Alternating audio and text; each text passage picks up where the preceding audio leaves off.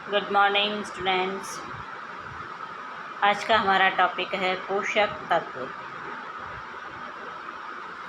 कौन सा है? पोषक तत्व। देखिए, पोषक तत्वों को उन पदार्थों के रूप में परिभाषित किया जा सकता है जो शरीर की विभिन्न क्रियाओं के लिए तथा वृद्धि एवं विकास के लिए जरूरी पोषण प्रदान करते हैं। दूसरे शब्दों में कहें तो पोषक तत्व भोजन के वह घटक होते हैं जो शरीर को सुचारू रूप से कार्यरत बनाए रखने के लिए जरूरी पोषण प्रदान करते हैं। कार्बोहाइड्रेट, प्रोटीन, वसा, विभिन्न प्रकार के खनिज तथा विटामिन पोषक तत्वों के उदाहरण हैं। भोजन में 50 से अधिक तत्व पाए जाते हैं। देखिए, भोजन में कितने तत्व पाए जाते हैं? 50 से भी अधिक तत्व पाए जाते हैं।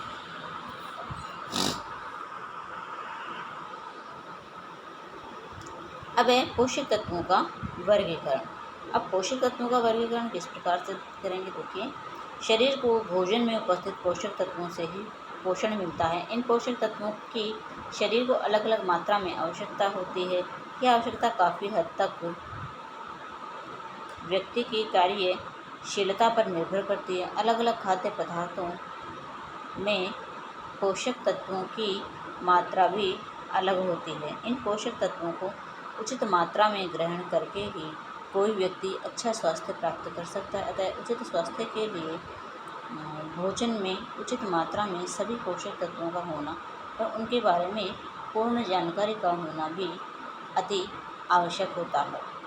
विभिन्न प्रकार के पोषक तत्वों को मुख्य रूप से निम्नलिखित 2 वर्गों में वर्गीकृत किया जाता है। फर्स्ट देखिए, वृहत पोषक तत्व और सूक्ष्म पोषक तत्व। अच्छे स्वास्थ्य के लिए दोनों ही प्रकार के पोषक तत्वों की आवश्यकता होती है। शरीर में दोनों ही प्रकार के पोषक तत्वों का अपना महत्वपूर्ण कार्य होता है। देखिए, वृहत यानी मैक्रो न्यूट्रिएंट्स, ऐसे पोषक तत्व जो व्यक्ति के आहार का मुख्य भाग होते हैं, अर्थात अधिक मात्रा में लिए जाते हैं, वृहत पोषक तत्व कहलाते हैं। यानी वृहत का मतलब है ज़्यादा मात्रा में, यानी डेली की दिनचर्या में हम ज़्यादा से ज़्यादा चीज़ें हम काम में लेते हैं खाने में, तो वो वृहत होते हैं। यानी वो तो हमारे लिए सुबह से शाम तक के शेड्यूल में ज़रूरी है ही है, क्योंकि अन्न भी ज़रूरी है, दाल भी ज़रूरी है, सब्जी भी ज़रूरी है। तो ये सारी चीज़ें हमारे खाने का एक मुख्य आधार माना गया है। तो ये सब चीज़ें तो हमारे लिए कंपलसरी होती हैं, तो इसलिए इन्हें वृहत पोषक तत्व कहा गया है। अब देखिए, वृहत पोषक तत्वों में कौन कौन सी चीज़ें आती हैं? कार्बोहाइड्रेट आता है, प्रोटीन आता है, वसा आती है तथा जल आदि कई किसके उदाहरण हैं? वृहत पोषक तत्व के ही उदाहरण हैं। विभिन्न वृहत पोषक तत्वों के कार्य एवं उनके स्रोत। सबसे पहले हम देखेंगे कार्बोहाइड्रेट्स।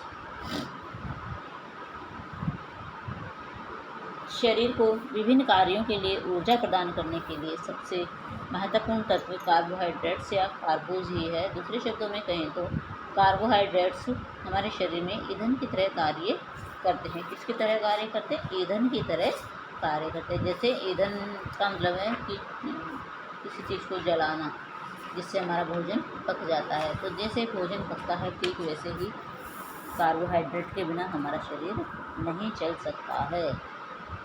जिस प्रकार से हर चीज़ खाना बनाने के लिए ईंधन चाहिए, ठीक उसी तरह हमारे शरीर की जो मेन आवश्यकता है वो कार्बोहाइड्रेट ही है। फिर है स्रोत। कार्बोहाइड्रेट हमें मिलता है अनाज से। मेरे बिना चपाती के हम रह नहीं सकते। एक दिन नहीं खाएं तो हम ऐसे लगता है कि हमने कुछ खाया ही नहीं है। रसीले फल भी हम खाते हैं। गन्ना, चुकंदर, अनानास, गाजर, आलू, शलगम, मक्का, गेहूँ, चावल इत्यादि में क्या पाया जाता है? कार्बोहाइड्रेट पाया जाता है। सेकंड है हमारा प्रोटीन। क्या है सेकंड? प्रोटीन। अब देखिए, प्रोटीन शरीर में रक्त में हीमोग्लोबिन, मांसपेशियों, नाखूनों, त्वचा, बालों व आंतरिक अंगों के निर्माण के लिए यह उत्तरदायी होता है। प्रोटीन नए ऊतकों का निर्माण तथा टूटे हुए ऊतकों की मरम्मत करता है। प्रोटीन शरीर में जल तथा अम्लों के संतुलन को नियमित भी करता है।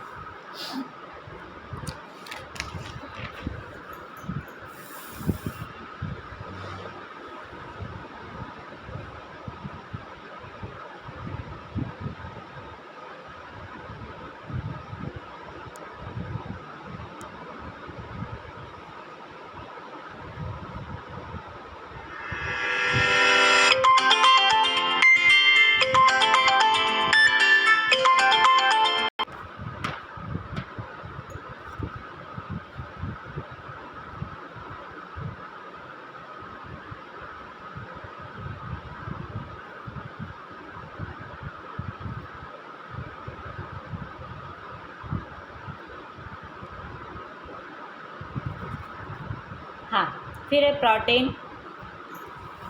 ऑक्सीजन व पोषक तत्वों की कोशिकाओं तक ले जाता है तथा एंटीबॉडीज उत्पन्न करता है। इसी कारण प्रोटीन को बॉडी बिल्डिंग पोषक तत्व भी कहा जाता है। स्रोत: दूध व दूध से बनी वस्तुएं, मांस, मछली, अंडा, सोयाबीन, सूखे मेवे, दालें, मक्का जार इत्यादि। फिर है नेक्स्ट हमारा वसा। वसा शरीर के तापमान को नियमित तथा कोमल अंगों को सुरक्षा प्रदान करती है। नेक्स्ट है वसा हार्मोन्स के उत्पादन में भी सहायता करती है। और नेक्स्ट है यह त्वचा को खुरदरा होने से बचाती है तथा गर्मी व सर्दी के बाहरी प्रभाव से भी शरीर की रक्षा करती है। वसा की सही मात्रा शरीर की सुंदरता को भी बनाए रखती है। स्रोत: मछली। अब देखिए जो वसा जो हमें मिलती है वो किन किन से मिलती है, इसके क्या स्रोत है। वसा के स्रोत देखिए, मछली से हमें मिलती है वसा, चर्बी से मिलती है, अंडे की जर्दी से मिलती है, मक्खन घी है, मक्खन है, मलाई, दूध और दूध से बने पदार्थ विभिन्न प्रकार के स्रोत हैं। फिर है जल।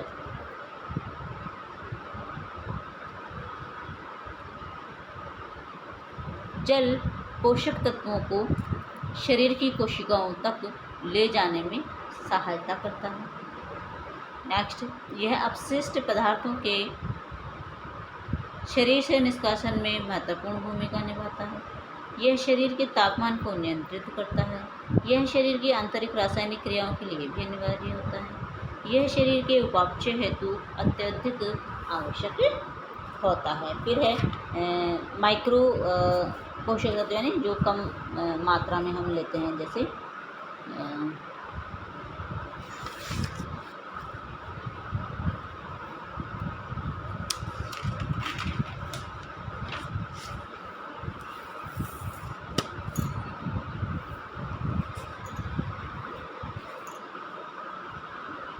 सूक्ष्म पोषक तत्व वह पोषक तत्व होते हैं जिनकी आवश्यकता बहुत कम मात्रा में पड़ती है, परंतु ये शरीर के सामान्य रूप से काम करने के लिए अत्यंत आवश्यक होते हैं।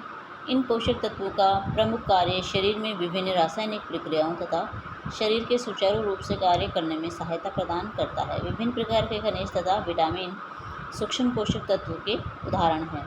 विभिन्न सूक्ष्म पोषक तत्वों के कार्य एवं उनके स्रोत। अब देखिए क्या क्या होते हैं सूक्ष्म पोषक तत्वों में। हमारे आता है कैल्शियम।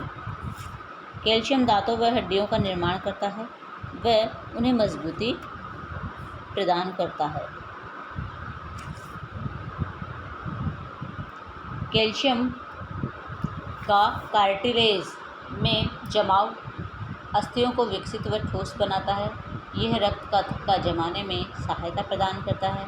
यह हृदय की गति को नियंत्रित करता है। तंत्रिका तंत्र की क्रियाएं कैल्शियम द्वारा ही नियंत्रित होती है। दूध तथा दूध से बने पदार्थ, हरे पत्तेदार सब्जियां, अंडे तथा अनाज कैल्शियम के मुख्य स्रोत हैं। सेकंड है मैग्नीशियम। यह शरीर की कोशिकाओं के रखरखाव तथा टूट फूट की मरम्मत का कार्य करता है। यह साबुत अनाज, ब्राउन राइस, मीट तथा फलियों में पाया जाता है। थर्ड है फास्फोरस। यह अस्थियों तथा दांतों के निर्माण के लिए उत्तरदायी होता है। इसके अतिरिक्त यह मांसपेशियों तथा तंत्रिका तंत्र की क्रियाओं को भी सामान्य बनाए रखता है। यह मछली, दूध, चावल तथा अंडे इत्यादि में पाया जाता है। फिर हमारा सोडियम, यह कोशिकाओं के द्रव्यों में संतुलन बनाए रखने तथा मांसपेशी क्रियाओं में सहायक होता है। आयोडाइज्ड नमक इसका मुख्य स्रोत है। फिर है हमारा पोटेशियम, यह भी कोशिकाओं के द्रव्यों में संतुलन बनाए रखने के लिए उत्तरदायी होता है। इसके अतिरिक्त यह स्नायु तंत्र को स्वस्थ तथा सक्रिय रखता है। यह केला, हरे पत्तेदार सब्जियां, खट्टे फलों तथा टमाटर आदि में पाया जाता है पोटेशियम। 6 नंबर पे हमारा आयरन, शरीर के लिए लोहा कम मात्रा में पाए जाने वाले खनिज तत्वों में से सबसे महत्वपूर्ण है। शरीर में मौजूद संपूर्ण लोहे का लगभग 75 से 75 से 80% अंश हीमोग्लोबिन में पाया जाता है। बाकी अंश अस्थि मज्जा, यकृत, गुर्दे तथा लोहे का कुछ अंश रक्त के तरल भाग, ब्लड प्लाज्मा और कोशिकाओं के एंजाइम में भी पाया जाता है। यह यकृत, मीट, अंडे, सूखे मेवे, पालक, केले व हरी पत्तेदार सब्जियों आदि में पर्याप्त मात्रा में पाया जाता है। शरीर में लोहे की कमी से रक्तहीनता नामक रोग हो जाता है।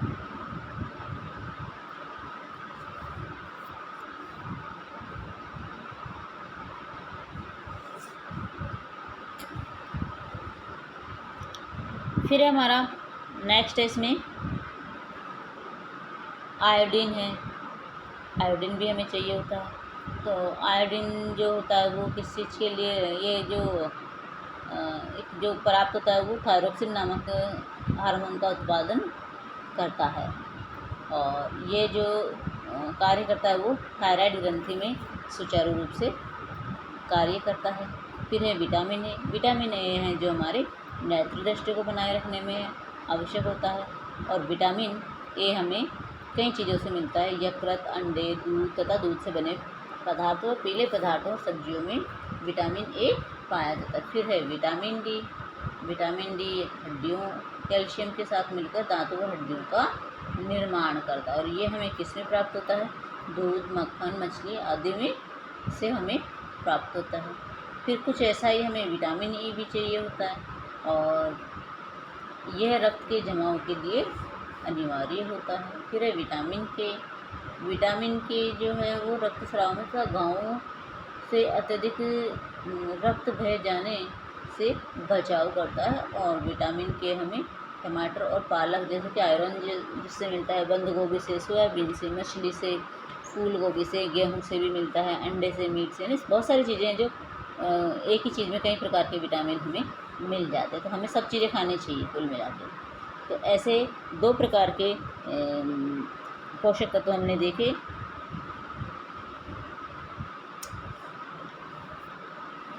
यानी बृहत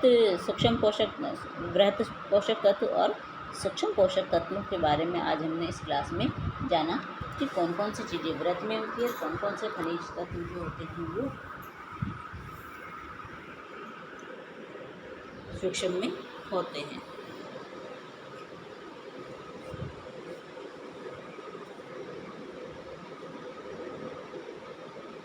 और इनसे इन्हें प्राप्त करने के स्रोत कौन कौन से होते हैं।